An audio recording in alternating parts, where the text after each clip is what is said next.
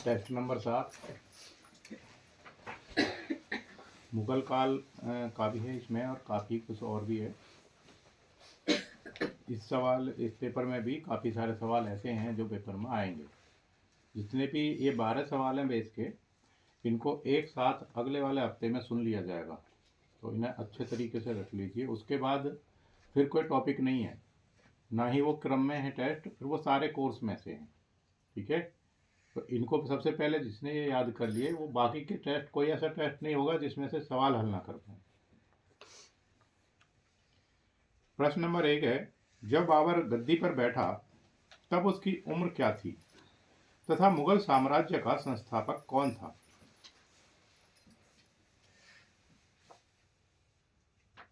ग्यारह वर्ष की उम्र में बैठा था।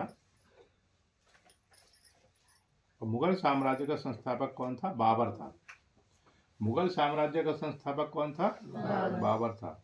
अब मुगल शैली का अकबर था। ठीक है, दोनों सवाल कई बार भ्रमित कर देते हैं, इनको क्लियर रखिएगा एकदम माइंड में।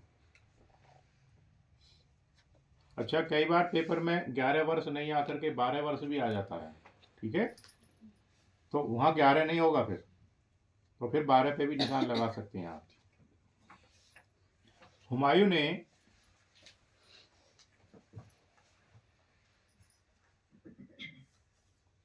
देखिए, बाबर को याद रख सकते हैं। एक पियर साबुन का ऐड आता था, आपने सुना होगा। बाबर का बेटा हुमायूं और हुमायूं का अकबर का, जहांगीर का, शाहजहां का, औरंगजेब। तो शुरुआत बाबर से है, तो बाबर को आराम से याद रख सकते हैं। टीवी में दिखाया जाता था ऐड, वो पियर साबुन का ऐड आता था, याद होगा किसी को, हो सकता है अभी भी आता हो।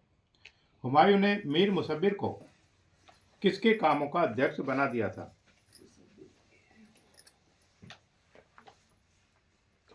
यह है बाबर।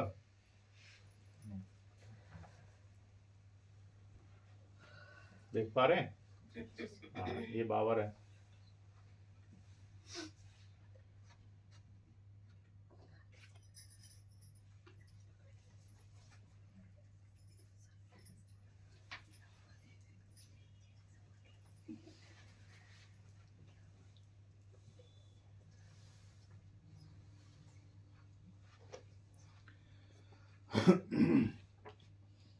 हुमायूं ने मीर मुसब्बिर को किसके कामों का अध्यक्ष बना दिया था? मुसब्बरी कामों का। प्रश्न नंबर 3 है, अपने प्रवास काल में जब हुमायूं ईरान के शाह हमास्प के दरबार में था, तब उसने किन ईरानी कलाकारों को आमंत्रित किया? इंपॉर्टेंट सवाल है। मीर सैयद अली और ख्वाजा अब्दुल समद। मीर सैयद अली और ख्वाजा अब्दुल समद। 4 नंबर सवाल है, अब्दुल समद का बनाया तथा हस्ताक्षरित चित्र जिसमें बालक अकबर पिता हुमायूं को एक चित्र भेंट करते हुए दिखाया है, यह चित्र कहाँ के पोथी खाने में है? इंपॉर्टेंट सवाल है। तेहरान के गुलिस्ता पोथी खाने में। तेहरान के गुलिस्ता पोथी खाने में है। हुमायूं तथा अकबर का क्या अर्थ है? हुमायूं का अर्थ है भाग्यवान, और अकबर का तो पता है आपको, हाँ, महान। अकबर ने अनेक पुस्तकों को चित्रों से सुसज्जित करवाया, जिसमें सर्वप्रथम कृति कौन सी मानी जाती है? हमजानामा। हमजानामा इंपॉर्टेंट सवाल है। अकबर कालीन प्रसिद्ध चित्रकारों के नाम लिखिए। किसी स्टूडेंट ने एक भी लिखा था, उसका सही कर देंगे, और कोशिश करेंगे सारे के सारे जो चित्रकार हम बोल रहे हैं वो सारे लिखने की। मीर सैयद अली, बसावन, तारा, हरवंश, राम, बालमुकुंद, मिस्किन, फारूक चेला, खेमकरन, सांवला, नंद ग्वालियरी। नंद ग्वालियरी, केशव, भीम आदि।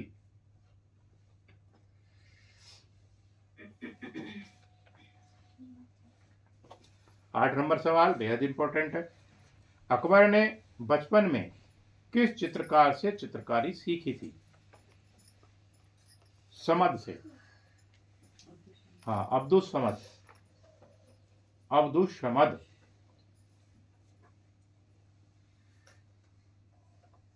अकबर को कौन से चित्र बनाने में बड़ी रुचि थी? व्यक्ति चित्र, जिनको सभी बोलते हैं, व्यक्ति चित्र, सभी। तूतीनामा ग्रंथ का विषय क्या है तथा इसमें कितने चित्र बने हैं? तोते का प्रेमालाप, और 103 चित्र बने हैं, 103 चित्र बने हैं। अकबर दरबार का संस्कृत का प्रसिद्ध विद्वान कौन था? महाभारत का अनुवादकर्ता कौन था? बेहद इंपॉर्टेंट सवाल है। अब्दुल कादिर बदायूनी, जिसने महाभारत का फारसी अनुवाद भी किया था। अब्दुल कादिर बदायूनी, महाभारत का फारसी अनुवाद भी इसी विद्वान ने किया था, अब्दुल कादिर बदायूनी। किस ग्रंथ के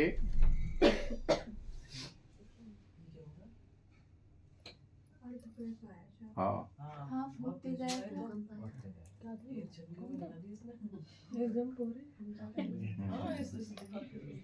हाँ, अर्थक्वेक किया है अभी।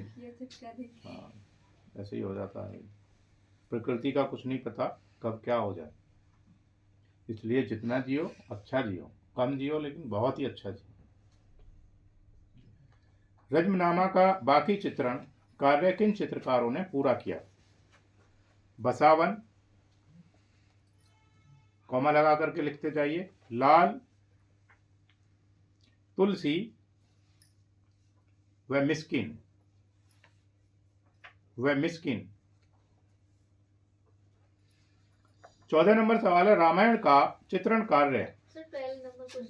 अच्छा, 12 छूट गया। अच्छा, किस ग्रंथ के चित्रण कार्य के बीच में ही दशवंत सितेरा पागल हो गया था तथा उसने आत्महत्या कर ली थी? रज्मनामा, रज्मनामा।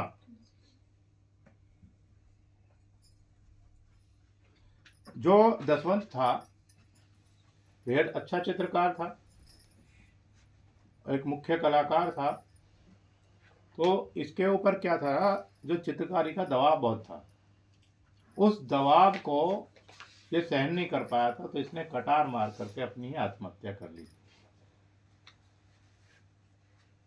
14 नंबर सवाल है, रामायण का चित्रण कार्य किस सन में समाप्त हुआ? 1588 में समाप्त हुआ। तारिक खानदान तैमूरिया ग्रंथ किस चित्रकार ने तैयार किया? दशवंत ने ही तैयार किया था। अकबरनामा का सर्वश्रेष्ठ चित्र कौन सा माना जाता है? सलीम का जन्म, सलीम का जन्म।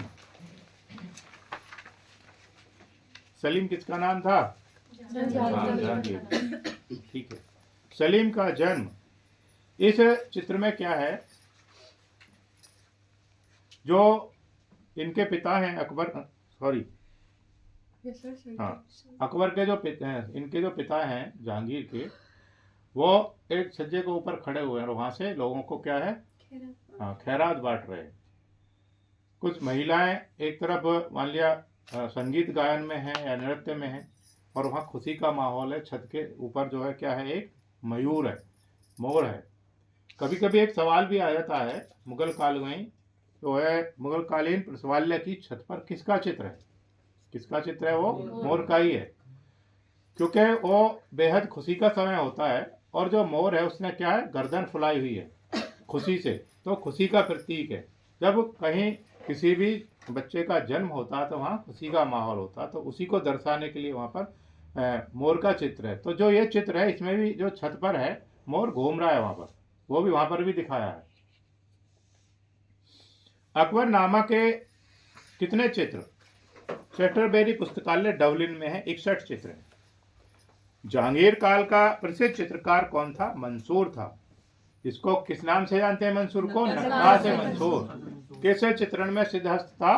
पक्षी चित्रण में। सबसे अच्छा किसका चित्रण किया था? बाज का। बाज की आंखों में किसका भाव है? क्रूरता का। किस पर बैठा हुआ है बाज? विश्रामी पर। उसके गले में क्या बंधा हुआ है? डोरी बंधी हुई है। हाँ, डोरी बंधी हुई है। ठीक है, वेरी गुड, याद किया हुआ है।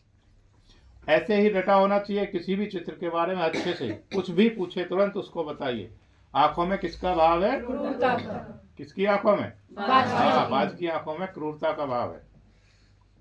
और विश्रामी पर बैठा है। किसने बनवाया था इसका चित्र?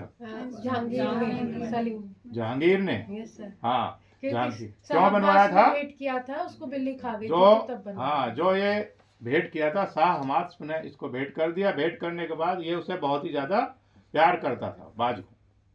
और इसने एक बिल्ली भी पाली हुई थी, जीव जंतुओं से प्यार प्रेमी था, तो उसको बिल्ली ने खा लिया था।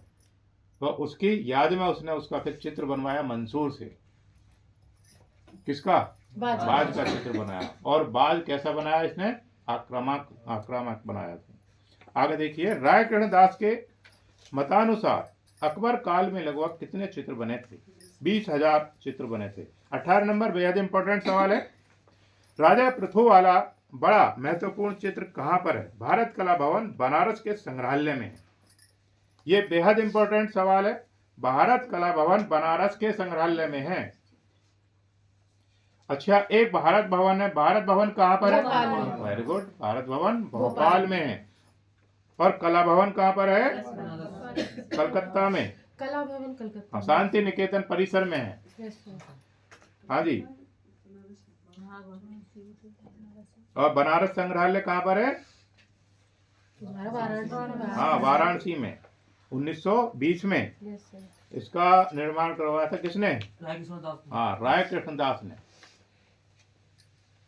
ये बहुत ही इंपॉर्टेंट सवाल है। इसमें से एक सवाल यहीं से आता है, इन्हीं 3-4 में से ही जो अभी बताए हैं, इन्हीं में से आएगा।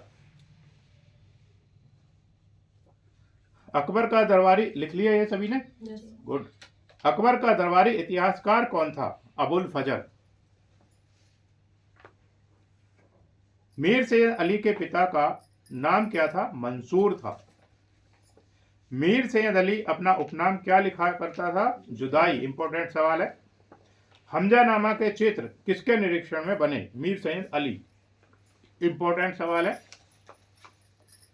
कौन चित्रकार हुमायूं के साथ भारत आया था? ख्वाजा अब्दुल समद सिराजी। अब्दुल समद सिराजी। इंपॉर्टेंट सवाल है। मनोहारी चित्रकारी के लिए अब्दुल समद को कौन सी उपाधि दी गई थी? सीरी कलम। सीरी कलम। इंपॉर्टेंट सवाल है। मीठी कलम भी बोलते हैं इसे। हुमायूं व अकबर ने किससे चित्रकारी सीखी थी तथा कहां पर सीखी थी? ख्वाजा अब्दुल समद सिराजी से सीखी थी। और कहां पर? काबुल में सीखी थी। अगला सवाल है, सिराजी विद्वान, लिपिकार तथा शिल्पविद होने के साथ साथ और क्या था? चित्रकार था। चित्रकार था। ख्वाजा अब्दुल समद का प्रिय शिष्य कौन था तथा किसके दरबार का प्रसिद्ध चित्रकार था? दसवंत था। अकबर के दरबार का प्रसिद्ध चित्रकार था, हिंदू चित्रकार था। अच्छा, ये भी एक विशेषता थी कि जो मुगल काल में अधिकतर चित्रकार थे वो कैसे थे? वो हिंदू चित्रकार थे। क्योंकि जो हिंदू चित्रकार था वो जितने अच्छे भावात्मक चित्र बना सकता था, इतना मुस्लिम चित्रकार नहीं बना सकता था। तो वहां पर संख्या हिंदू चित्रकारों की ही ज्यादा थी। रज्मनामा का प्रसिद्ध, अच्छा ये जो प्रश्न पत्र है 125 तो सवाल है इसमें, लेकिन ये बैठेंगे 300 सवाल, तो इनको अच्छे से पढ़ेंगे। थोड़ा टाइम जरूर लगेगा टेस्ट को पढ़ने में, लेकिन बढ़िया तरीके से याद कर लीजिएगा। इसके बाद जो ये टॉपिक है इसमें, इससे बाहर कोई सवाल आएगा नहीं। ये बिल्कुल बारीक से बनाया हुआ टेस्ट है, जितने भी 12 टेस्ट हैं। रज्मनामा का प्रसिद्ध चित्रकार कौन था? इसने आत्महत्या क्यों की तथा कब की? कौन था? दसवंत था। हाँ, अवसादग्रस्त होने के कारण वो क्या था? पागल हो गया था। 1584 में इसने क्या? आत्महत्या कर ली। कैसे किया आत्महत्या? कटार मार करके आत्महत्या कर ली थी। देखिए, कोई भी है व्यक्ति, अगर उस पर बेहद दबाव होगा तो क्या है? वो विचलित हो जाएगा। अभी कोई काम खत्म हुआ नहीं, उसके ऊपर दूसरा रख दिया और उसकी समय सीमा निश्चित कर दी कि आपको ये 1 हफ्ते के अंदर अंदर देना है।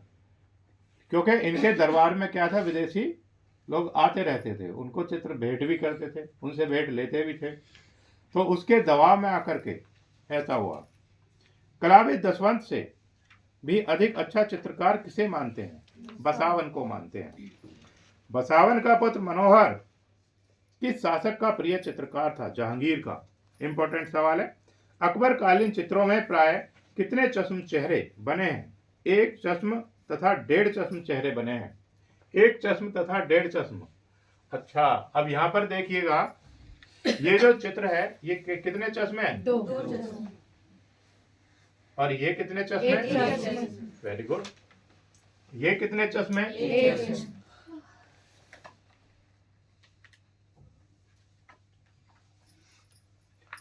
ये कितने चश्मे हैं? 2 चश्मे।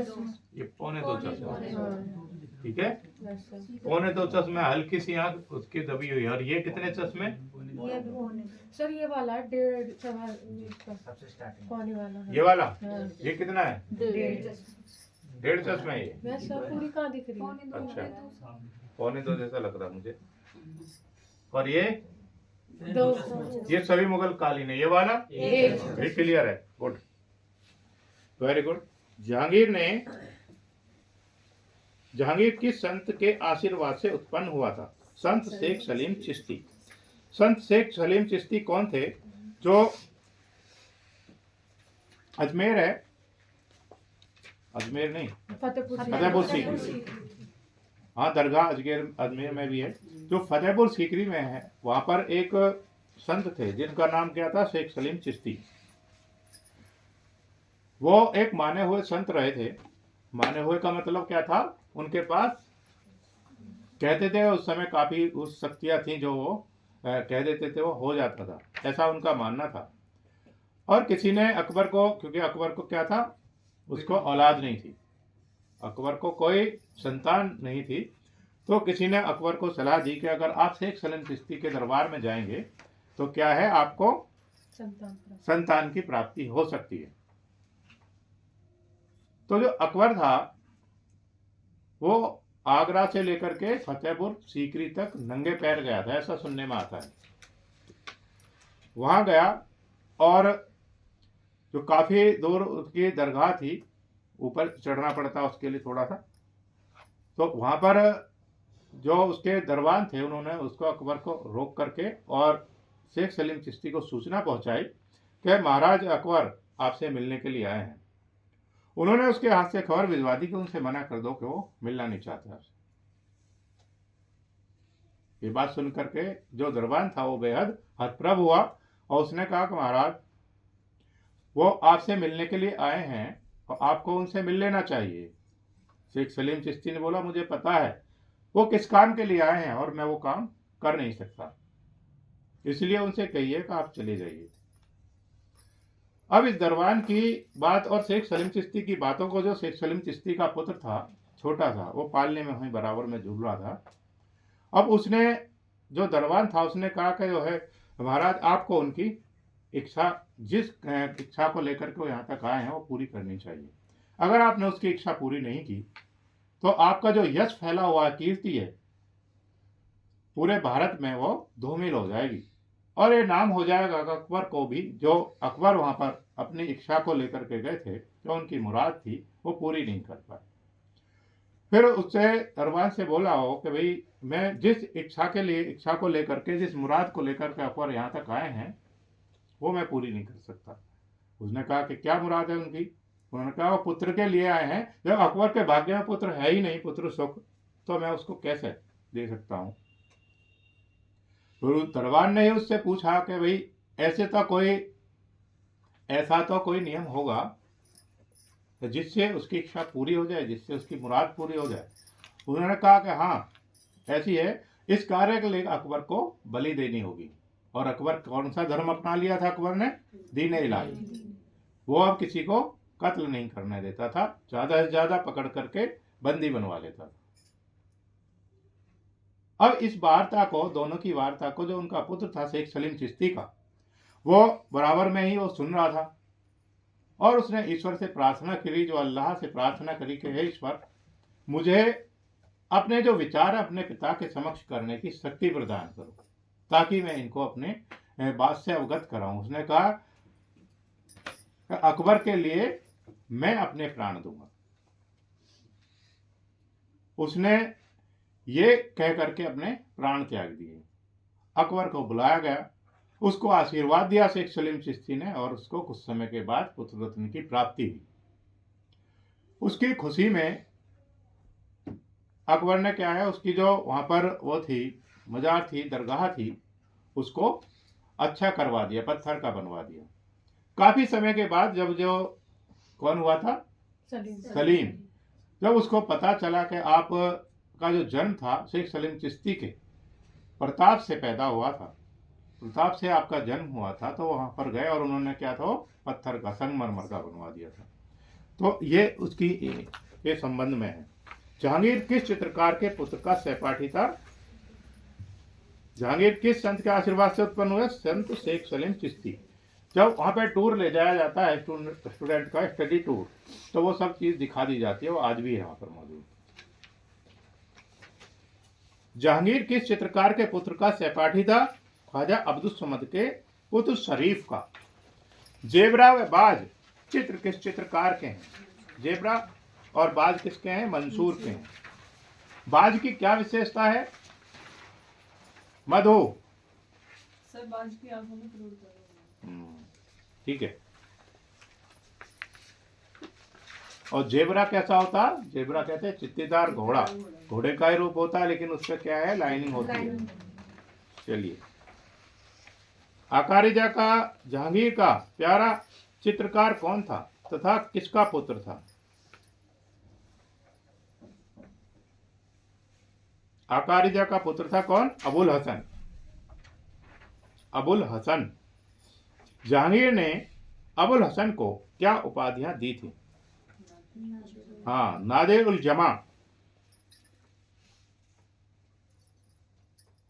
नादिर उल जमा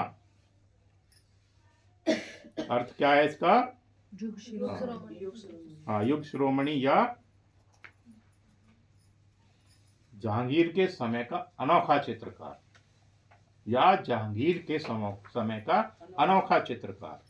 उसको जो अनोखे चित्रकार होते थे, विशेष चित्रकार होते थे, उनको कौन सी उपाधि दी जाती थी? नादिर उल जमा।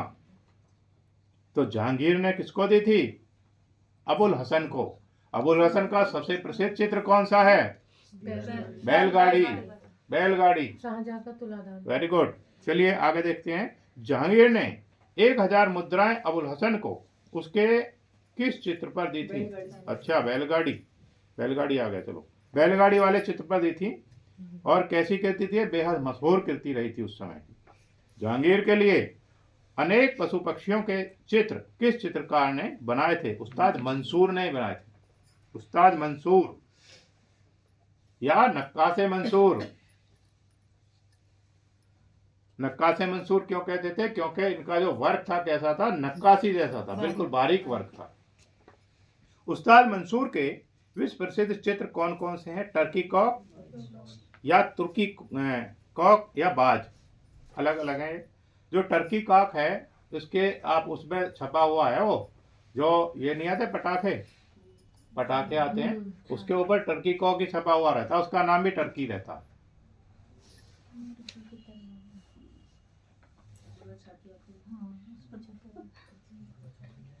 मंसूर का उपनाम क्या था? नक्काश ए मंसूर। ईरान के शाह अब्बास के यहाँ किस चित्रकार को जहांगीर ने सभी बनाने के लिए भेजा था? विसनदास को। बेहद इंपॉर्टेंट सवाल है, पूछ भी लिया जाता है। जहांगीर के समय में सबसे अच्छा सभी चित्रकार कौन था? विसनदास था। विसनदास कैसा चित्रकार था? वो सभी बनाने में सिद्ध था। हाँ जी, पोर्ट्रेट बनाने में विशेष था एकदम से। विसनदास का बनाया विश्व प्रसिद्ध चित्र कौन सा है? शेख फूल सूफी संत। शेख फूल सूफी संत कहाँ पर है ये? भारत कला भवन में है। भारत कला भवन कहाँ है? वाराणसी। वाराणसी में। Very good. किसने की थी स्थापना? राय कृष्णदास ने। Very good. सबसे ज्यादा योगदान हाँ, सबसे अच्छा ज्यादा योगदान था और अवैतनिक कार्य करा था। अवैतनिक, अवैतनिक किसे कहते हैं? वेतन नहीं लिया था इन्होंने। हाँ जी, आजीवन, बहुत बड़ी बात है मधु, बिना पैसे के काम करना। आकारिजा व उसके पुत्र अबुल हसन का संबंध कहाँ से है? हेरात से है। जहांगीर काल के प्रसिद्ध चित्रकारों के नाम लिखिए। अब जिसने लिखे हुए हैं एक दो भी ठीक है, बाकी आप लिखिएगा इनको सभी को, और सभी को याद करना है। एक नजर हमेशा सभी पर रखनी चाहिए। आकारिजा, आकारिजा। दूसरा है अबुल हसन, मोहम्मद मुराद, मोहम्मद मुराद, विसनदास, सालीवाहन, गोवर्धन, फारूक वेग, विचित्र, दौलत, मंसूर आदि आदि।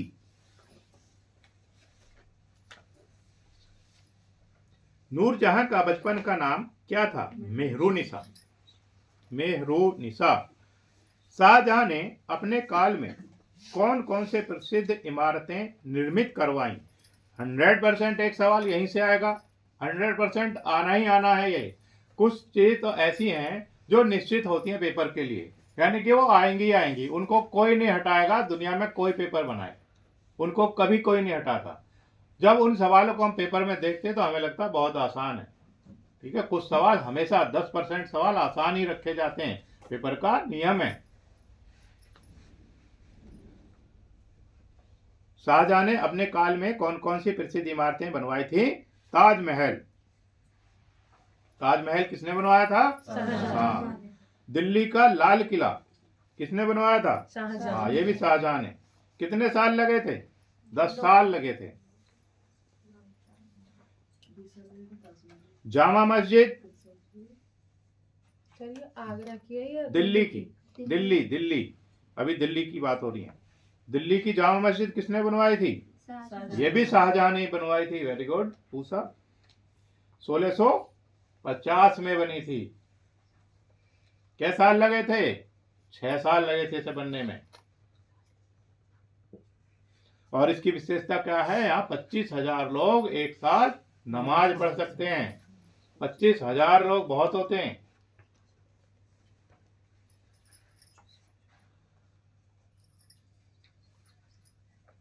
शाहजहां की किस कला में अधिक रुचि थी? स्थापत्य कला में। अगर बोला जाए स्थापत्य कला का स्वर्ण युग, स्वर्ण काल किसका काल रहा था? हाँ, वेरी गुड, तो शाहजहां का बोलेंगे। अगर बोला जाए कला का स्वर्ण काल रहा था जहांगीर का। Very good. शाहजहां के दरबारी चित्रकार कौन कौन थे? लिखिएगा। गोवर्धन, गोवर्धन, मोहम्मद नादिर, समरकंदी, विचित्र, चित्तरमन, होनहार, अनूप चित्तर, बालचंद्र। अच्छा, कुछ चित्रकार ऐसे भी थे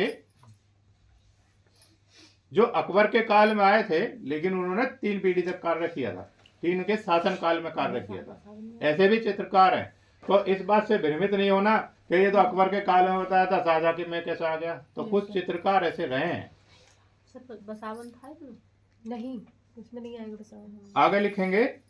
शाह कलम चित्रों में सच्ची टिपाई से पहले, लिखाई से पहले किसका अस्तर दिया जाता था? फिटकरी मिले अंडे या सरेस का?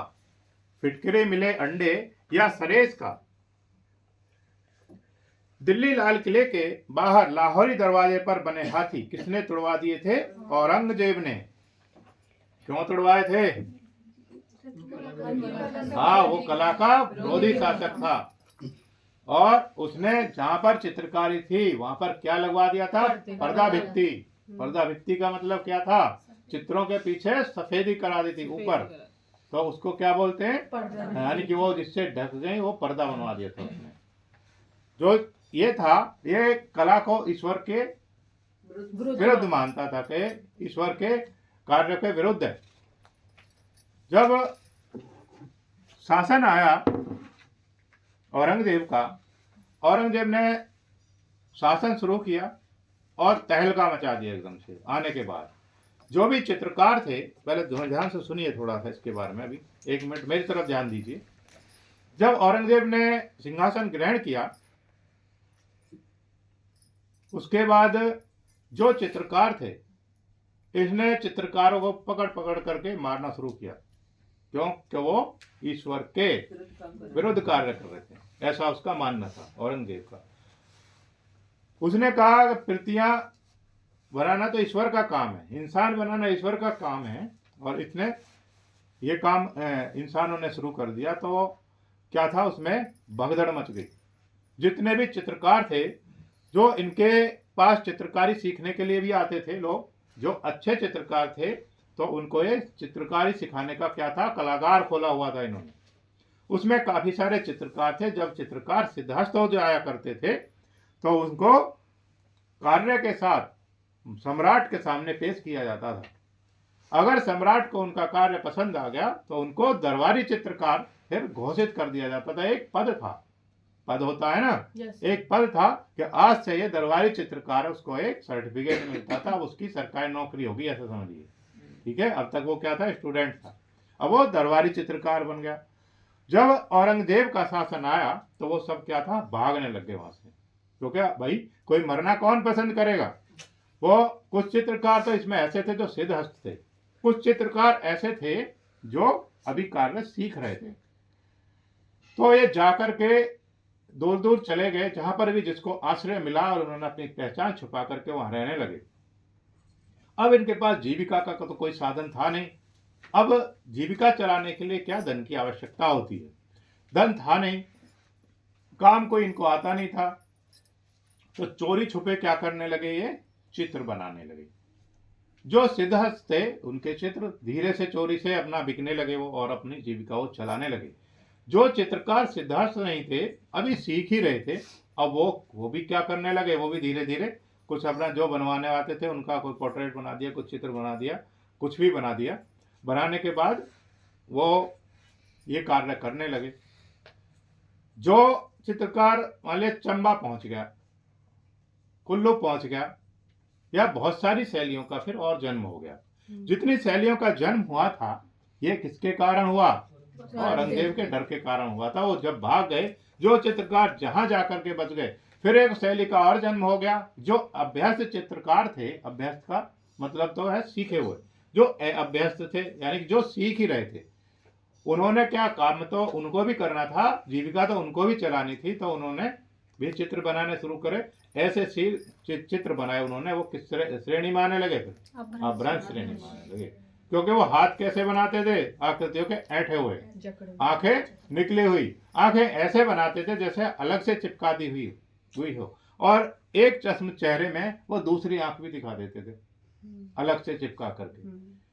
तो जिन पे जितना काम आता था उतना ही तो करेगा वो। अभी उन्होंने सीखा नहीं था। अब औरंगजेब के डर की वजह से वो इधर उधर चले गए, अपनी जीविका चलाने के लिए वो कार्य करने लगे। वो थे औरंगजेब। औरंगजेब ने एक चित्र भी बनवाया था अपने शासनकाल में।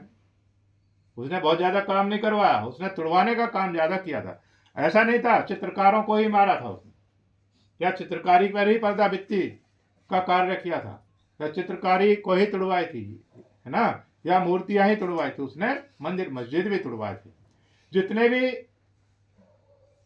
मंदिर थे या मस्जिदें थी, उनके सामने जाकर के बोलता था अगर इसमें भगवान है तो सामने आए, अपना परिचय दें। वहां कोई नहीं बोलता था, वो सेना रखता था कि तोड़ दो इसको। ऐसे ही मस्जिद का था, अल्लाह है तो भाई सामने आए, परिचय दे अपना, वो नहीं तो फिर तुड़वा देता है। सब मानव के बनाई हुई कृतियां हैं, ईश्वर के काम में मानव ने क्या है, वो हस्तक्षेप किया है, इसलिए उसको नहीं मानता था। अब इसके बाद वो ऐसे ही तोड़ते तोड़ते कहाँ पहुंचा था, मक्का मदीना पहुंच गया। मक्का मदीना भी उसने यही बोला था, अगर यहाँ पर अल्लाह है तो भाई सामने आए। उसने कहा कोई नहीं है, चलो तोड़ो। वैसे तोड़ने के लिए सेना को आदेश दिया। वहां से आकाशवाणी, ऐसा सुनने में आता है, देखा हमने नहीं है, वहां से आकाशवाणी हुई, औरंगजेब अल्लाह है और यही है। अब वहां क्या था, सन्नाटा था एकदम से। वो उल्टे पैर वहां से वापिस आ गया और उसके बाद फिर उसने नहीं तुड़वाया था कुछ भी। तो एक सवाल आता है, पर्दा भित्ति का प्रचलन किसके समय में था? हाँ, औरंगजेब के समय में। क्यों था? क्योंकि वो चित्रकारी का धुर विरोधी शासक था, इसलिए वो मूर्तियों को भी तुड़वा देता था, इन सबके विरुद्ध कार्य करता था। एक चित्र बनवाया था औरंगजेब ने, जितने भी उसके मिलने जुलने वाले थे, व्यक्ति थे, रिश्तेदार थे, उन सबको एक लाइन में लिटाया हुआ है ऐसे। और औरंगजेब रथ पर सवार है, हाथ में हंटर है उसके, और उस रथ पर सवार होकर के उन सब के ऊपर कर रथ उतार रहा है। वो उसने चित्र बनवाया था। हाँ, अच्छा, चित्र भी ऐसा ही बनवाया था उसने। अच्छा, मधु को पसंद नहीं आया वो चित्र। चलिए भाई आगे देखते हैं। अब हम जहांगीर के लिए अनेक पशु पक्षियों के चित्र किस चित्रकार ने बनाए थे? उस्ताद मंसूर ने। कौन सा सवाल चल रहा था? अच्छा, 53। ओके। धोखेबाज पत्नी किसका प्रसिद्ध चित्र है? मिस्किन का। मिस्किन का चित्र तल को त्रिआयामी प्रभाव देने में कौन कौन चित्रकार सिद्धहस्त थे? मंसूर, विशनदास, अबुल हसन। अब इस प्रश्न को ध्यान से सुनिए। चित्र तल को त्रिआयामी प्रभाव देने में कौन कौन चित्रकार सिद्धहस्त थे? उसमें मंसूर थे, इंपॉर्टेंट सवाल है, विशनदास थे, अबुल हसन थे। कौन बताएंगे इस चित्र के इस सवाल को? कौन बता सकते हैं अच्छे से? सरोज बताएंगी। वो कह रहा चित्र तल को त्रिआयामी प्रभाव देने में। चित्र तल, प्रश्न को ध्यान से सुनिए। उसने बोला चित्रतल। चित्रतल का मतलब अपने आप आ गया दिमाग में, क्या? किसी चित्र पर हाँ, यानी कि उसमें दो तल हैं, लंबाई और चौड़ाई में फैले अंतराल को क्या कहेंगे? हाँ, द्विआयामी अंतराल कहेंगे। यानी कि लंबाई और चौड़ाई में फैले अंतराल को क्या कहेंगे? द्विआयामी अंतराल कहेंगे। अब वो यही सवाल पूछ रहे हैं, चित्र तल के को त्रिआयामी प्रभाव देने में कौन चित्रकार सिद्धहस्त थे? यानी ऐसा कौन सा चित्रकार था जो द्विआयामी तल पर त्रिआयामी प्रभाव दिखा सकता था, वो भी बहुत अच्छे तरीके से। सरोज बताएंगी। सिर्फ वो छाया प्रकाश से दिखा देते हैं। आप बताओ सुमन। इसमें लंबाई छाया प्रकाश से आभास कराते थे। ठीक बता रही है? क्या बताया इन्होंने? द्विआयामी तल पर त्रिआयामी तल का आभास होता था। क्या बताया इन्होंने? सर इन्होंने बताया कि छाया प्रकाश से त्रिआयामी प्रभाव दिखाया जा सकता है। कैसे दिखाया जा सकता है? आप बताइए रुस्तम। छाया प्रकाश के माध्यम से। कैसे दिखा सकते हैं भाई? रंगों के माध्यम से दिखा सकते हैं। हाँ, रंगों के माध्यम से दिखा सकते हैं, छाया प्रकाश के माध्यम से भी दिखा सकते हैं, द्विआयामी तल पर त्रिआयामी प्रभाव दिखा सकते हैं। त्रिआयाम कौन कौन से होते हैं दिनेश? लंबाई, गुणा चौड़ाई, ऊंचाई और गहराई। अगर हमें सुराही बनानी है तो क्या दिखाएंगे? गहराई दिखाएंगे, ऊंचाई नहीं दिखाएंगे, चौड़ाई नहीं दिखाएंगे, लंबाई नहीं दिखाएंगे। तो चार आयाम हो गए तो भाई। अच्छा, एक रहती है। मोटाई दिखा सकते हैं या गहराई दिखा सकते हैं? अच्छा, ठीक है। मतलब ये सारी चीजें अब क्लियर होनी चाहिए दिमाग में, कोई भी कंफ्यूजन ना हो। चाहे आपसे वहाँ 50 प्रश्न पूछे कोई भी स्कूल के गेट पे खड़े होकर के, ठीक है, आपका दिमाग वहां से हिले नहीं। ऐसा नहीं 4 लोगों ने उसका ये उत्तर बता दिया तो आप भी वही उत्तर पेल पाएंगे। नो, आप अपने दिमाग से ही चलना है। जो प्रश्न का उत्तर आप जानते हैं आपको वो ही लिखना है। आपको जो सवाल का उत्तर मैंने बताया आप वो ही लिखेंगे, उसको उस पर अडिग रहेंगे, ठीक है? जी सर। कभी किसी के बहकामे में आकर के कुछ सवाल को प्रश्न का उत्तर गलत कर लें। आगे सवाल देखते हैं। 55 नंबर सवाल है, अकबर की चित्रशाला में अधिकतर किस धर्म के चित्रकार थे? किस धर्म के थे? हाँ, क्यों थे? भावना आप बताओ। आप बताओ पूनम, क्यों थे चित्रकार हिंदू? हिंदू चित्रकारों से ही ज्यादा प्रेम था उनको। वाला ज्यादा अच्छा चित्र बनाते थे आप बताइए, ऐसा नहीं था। एक ही चित्रकार पूरा चित्र नहीं बनाता था उसके समय में, समझे।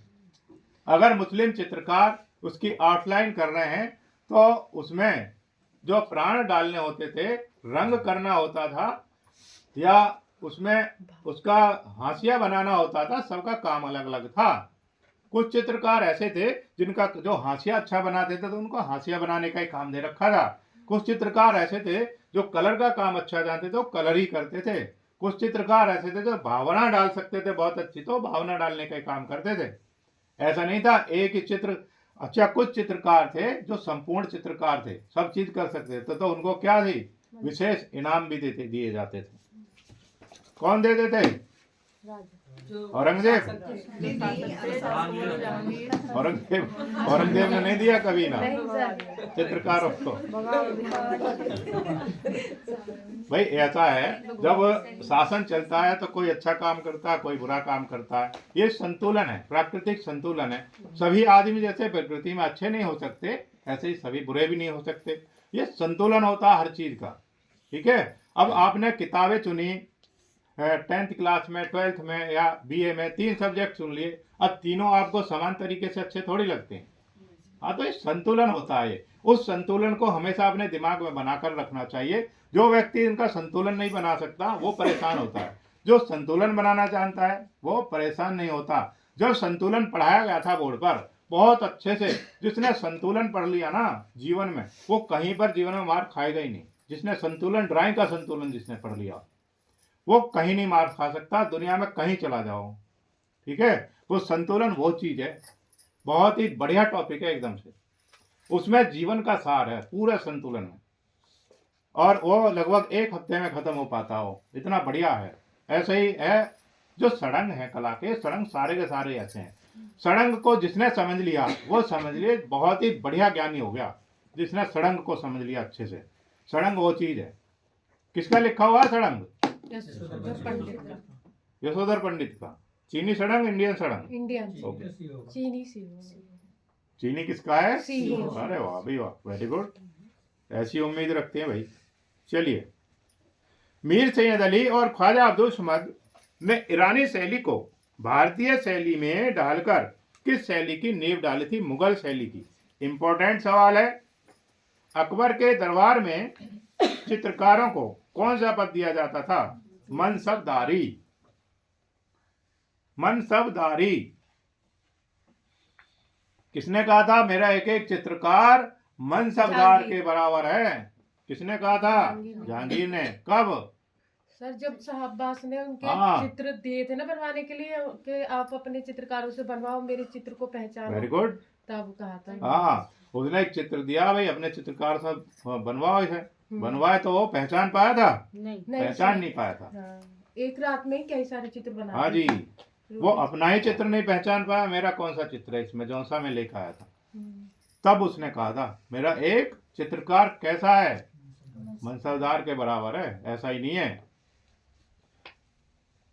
और एक ऐसा भी शासक हुआ था जिसे देख करके ही वो भागने लगे थे। कौन थे वो? महान शासक औरंगजेब थे। हाँ जी। मीर सैयद अली का जन्म कहाँ हुआ तथा यह किस शैली का चित्रकार था? सफवी शैली का फारसी चित्रकार था। और जन्म कहाँ हुआ था? तबरेज में। पिता का क्या नाम था? मंसूर था। मीर मंसूर। मीर सैयद अली किस उपनाम से कविता करता था? जुदाई। जुदाई उपनाम से कविता करता था। अगर फास्ट बोल रहे हैं थोड़ा स्लो कर सकते हैं। लिख पा रहे हैं ना? हाँ, थोड़ा फास्ट चलना ही सीखिए अभी। दशवंत ने आत्महत्या कैसे की? कटार मारकर की थी। मुगल चित्रकला के इतिहास में जहांगीर के काल को किस नाम से जाना जाता था? स्वर्ण काल। ये बेहद इंपॉर्टेंट सवाल है, 100% आएगा सवाल। जहांगीर के काल को किस नाम से जाना जाता है? स्वर्ण काल। मुगल काल में शिकार के चित्र बनाने में कौन चित्रकार निपुण था? मनोहर।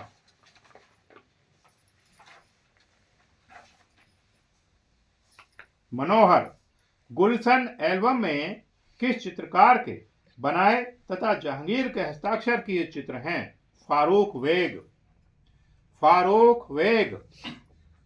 जहांगीर ने अपनी इलाहाबाद स्थित कार्यशाला का अधीक्षक किसे नियुक्त किया था? आका रिजा। अगर मुगल काल से कोई सवाल आता है तो इसी टेस्ट में से ही आएगा। इसमें बहुत अच्छे से सवाल दिए हुए हैं, बाकी के और बहुत सारे टेस्ट बनाए हुए हैं मुगल काल से संबंधित, उसमें आ जाएंगे। इसको याद करने के बाद फिर किसी टेस्ट में दिक्कत नहीं होगी मुगल काल से संबंधित सवालों में, इसीलिए इसको आज ही याद करेंगे। मुगल शैली का प्रारंभ किस शासक के राज्यकाल में हुआ? अकबर। अगर मुगल शैली पूछता है तो अकबर, और मुगल काल पूछता है तो बाबर। ठीक है। अगर स्वर्ण काल पूछता है चित्रकला का तो अगर स्वर्ण काल पूछता है स्थापत्य का तो हाँ, ये सब क्लियर हो जाना चाहिए भाई। जहांगीर के दरबारी चित्रकारों में किसने ईसाई विषयों पर चित्र बनाए थे? अबुल हसन।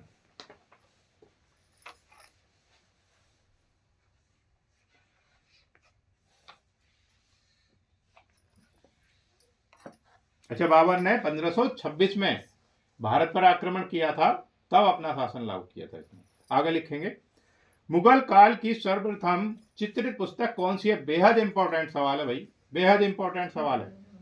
अमीर हमजा। अमीर हमजा।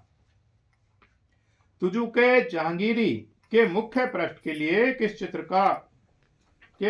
बनाने वाले चित्रकार कौन थे? अबुल हसन थे। अबुल हसन। हमजा नामा किस वस्तु पर बनी है? कपड़े पर बनी है। इंपॉर्टेंट सवाल है, इंपॉर्टेंट सवाल है बेहद। कौन सा विदेशी यात्री जहांगीर के समय भारत आया था? Sir Thomas Roe. Sir Thomas Roe. स्त्रियों के व्यक्ति चित्र किस मुगल शासक के काल में बने? जहांगीर के। स्त्रियों का चित्रण नहीं होता था, लेकिन जहांगीर के समय में क्या हुआ? चित्रण भी हुआ। और महिला चित्रकार अब से पहले नहीं हुआ करती थी। जहांगीर के समय में क्या हुआ था? महिला चित्रकार भी आई थी। नाम क्या था? एक का नाम था रुकैया बानो, एक का था साहिबा बानो, एक का था नादिरा बानो।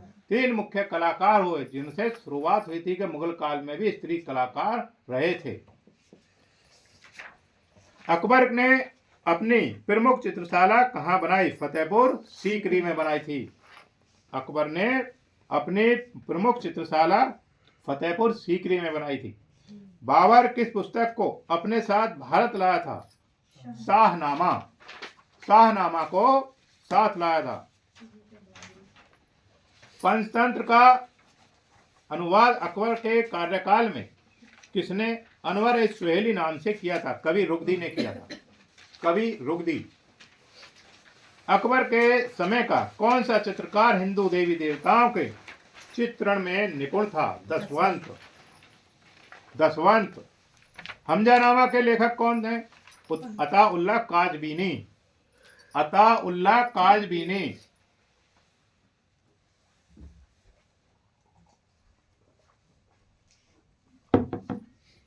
दास्तान अमीर हमजा में लगभग कितने चित्र हैं? 1400।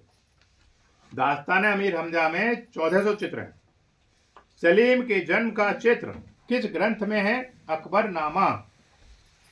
सलीम के जन्म का चित्र किस ग्रंथ में है? अकबरनामा। जहांगीर काल के महिला चित्रकारों के नाम लिखिए। कौन बताना चाहते हैं? कौन बताना चाहते हैं? Very good. अच्छा, आप बताना चाहते हैं, बताइए। आप बताइए। रुकैया बानो, साहिबा बानो। अच्छा, नादिरा बानो। साहिबा भी हैं। कौन बताना चाहते हैं? आप बताइए। मोनिका। रुकैया बानो, साहिबा बानो और नादिरा बानो। Very good. क्या बताया इन्होंने? रुकैया बानो, साहिबा बानो, नादिरा बानो। हाँ, तीनों क्या थी? महिला कलाकार थी। किसके काल में थी? जहांगीर का काल कैसा था चित्रकला का? ठीक है। पूर्व का राफेल किस मुगल चित्रकार को कहा जाता है? बीजाद को 100% आने वाला सवाल है। सुल्तान हुसैन मिर्जा के दरबार में सबसे बड़ा चित्रकार कौन था? बीजाद था। बीजाद। दास्ताने अमीर हमजा में कितनी कहानियां हैं? 360 कहानियां हैं। मुगल शैली के भारतीय सुंदरी शीर्षक चित्र पर किसने विस्तार से प्रकाश डाला है? श्री राय कृष्णदास ने। श्री राय कृष्णदास ने। मुगल काल का, ये 82 नंबर सवाल इंपॉर्टेंट है भाई। मुगल काल का सबसे अधिक कला पारखी शासक कौन था? जहांगीर था। जहांगीर को क्योंकि खुद भी चित्रकारी करना जानता था, ठीक भी करते थे वो, अच्छे चित्रकारी भी करता था, इसलिए उसे इंटरेस्ट भी था। जहांगीर ने अबुल हसन को किस उपाधि से विभूषित किया था? नादिर उल जमा, यानी कि जिसका नाम है युग शिरोमणि।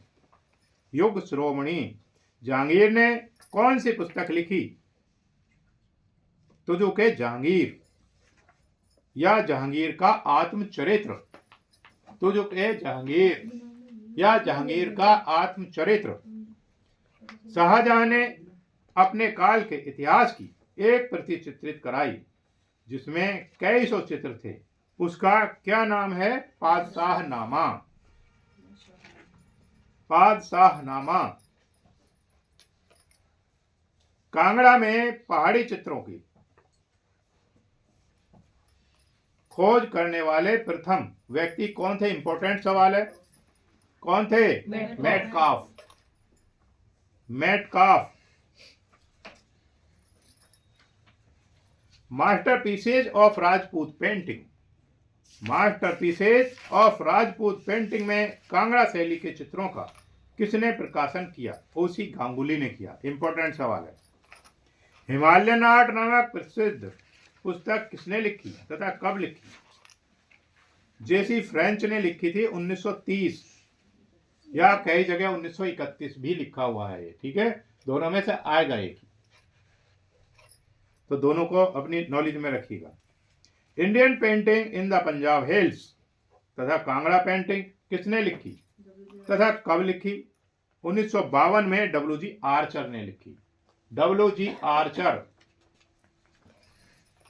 पहाड़ी चित्रकारों को किसके कृत ग्रंथ से तथा कौन से ग्रंथ से प्रेरणा मिली? जयदेव कृत था गीत गोविंद से तथा बिहारी सतसई से। गीत गोविंद से तथा बिहारी सतसई से।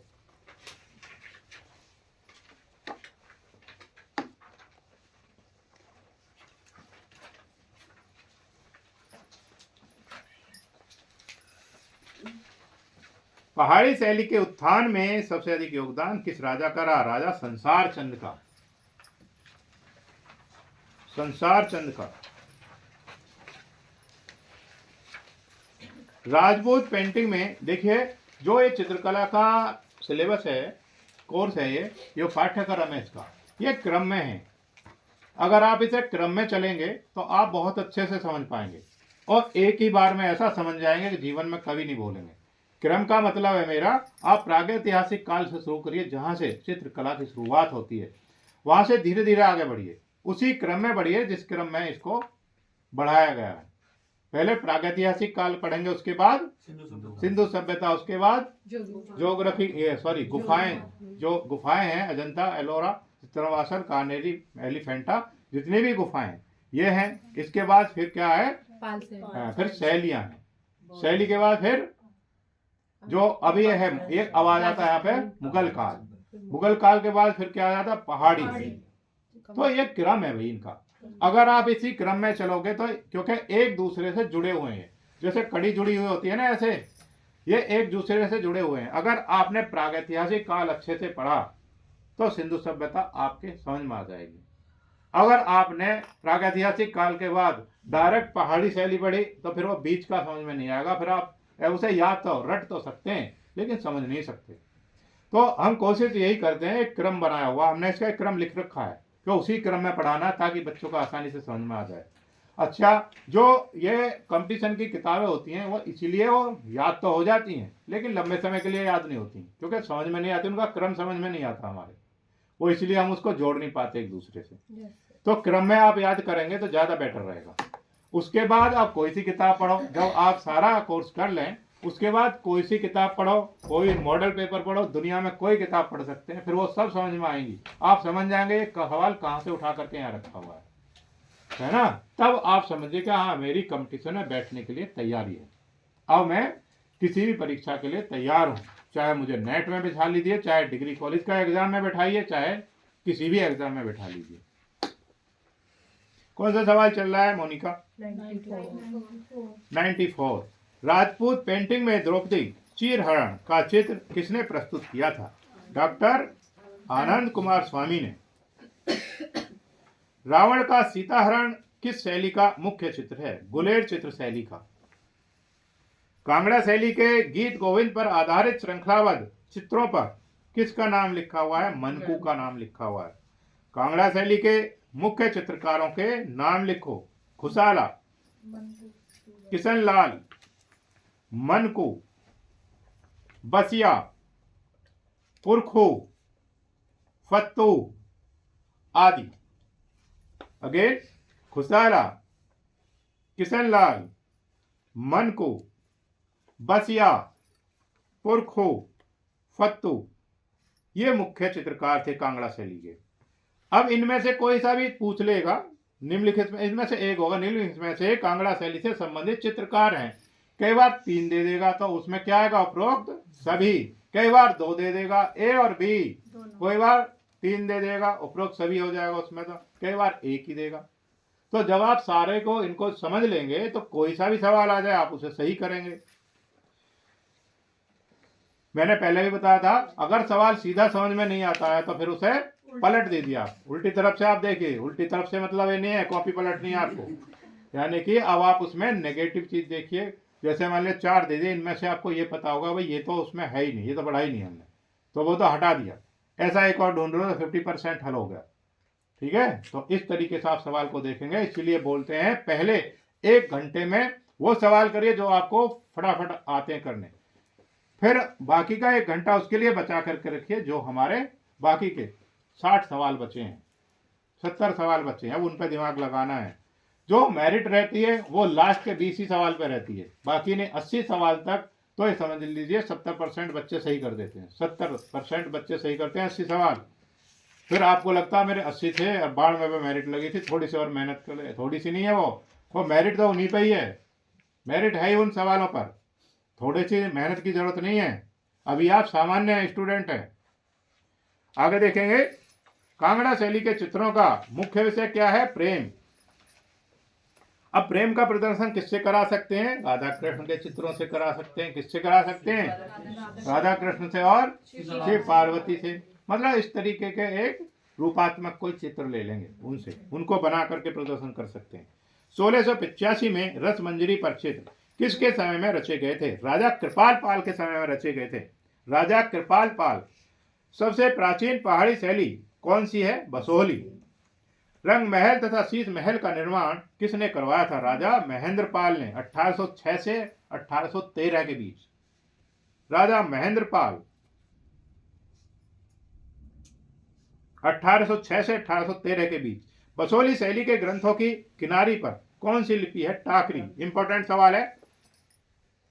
बसोहली शैली में लाल तथा नीला रंग किसका प्रतीक है? इंपॉर्टेंट सवाल है। लाल रंग है प्रेम के देवता का, लाल रंग है प्रेम के देवता का, नीला रंग है कृष्ण का। कहीं पर भी अगर कृष्ण की मूर्ति या चित्र बनाया है तो कैसे रंग से? नीले वर्ण से। बसोहली शैली के प्रमुख चित्रकारों के नाम क्या है? मनकू, देवीदास, सजनू, डोंडी तथा नैनसुख आदि। हाँ जी, डोंडी अलग है तथा नैनसुख। निक्कू नामक कलाकार बसोहली से कहां पहुंचा था? चंबा पहुंचा था। निक्कू कहां पहुंचा था? चंबा पहुंचा था। चंबा शैली का प्रमुख कलाकार कौन था? लहरू था। इनके अलावा दुर्गा और मियां तारा सिंह भी थे। लेकिन मुख्य कलाकार था नेहरू। मंडी शैली का मुख्य कलाकार कौन था? नरोत्तम था। 1808 ईस्वी में कौन चित्रकार कुल्लू से मंडी आया तथा किस काव्य पर सचित्र बनाए? सजनू आया था और हमीरहट पर चित्र बनाए थे। सजनू आया था और हमीरहट पर चित्र बनाए थे। गढ़वाल शैली का सर्वश्रेष्ठ चित्रकार किसे माना जाता है? मौलाराम को माना जाता है। मौलाराम कवि व साहित्यकार भी था। मौलाराम को माना जाता है। मौलाराम और क्या था? कवि भी था और साहित्यकार भी था। सामदास और हरदास ने किस नाम का कार्यालय बनाया जिसमें चित्र रचना प्रारंभ हुई? तस्वीरदार। तस्वीरदार। मौलाराम के वंशज बाद में क्या करने लगे थे? स्वर्णकारी। क्यों करने लगे थे? क्योंकि किसने भगाया था इनको? हाँ, औरंगजेब के डर के कारण भाग गए थे। फिर वो काम खत्म हो गया तो किसमें आ गए? स्वर्णकारी का काम करने लगे थे। मौलाराम द्वारा रचित कौन सा चित्रण बहुत प्रसिद्ध है? अष्टनायिका। अष्टनायिका में क्या है? 8 तरीके की नायिकाओं का वर्णन है अष्टनायिका में। उसमें अलग अलग नायिकाओं को दिखाया गया है। उतिका, पतिका है और उसमें कई सारी हैं। 13 नंबर सवाल है 113। कांगड़ा शैली में किस चित्रकार व उनके परिवार वालों का विशेष योगदान रहा है? नैनसुख।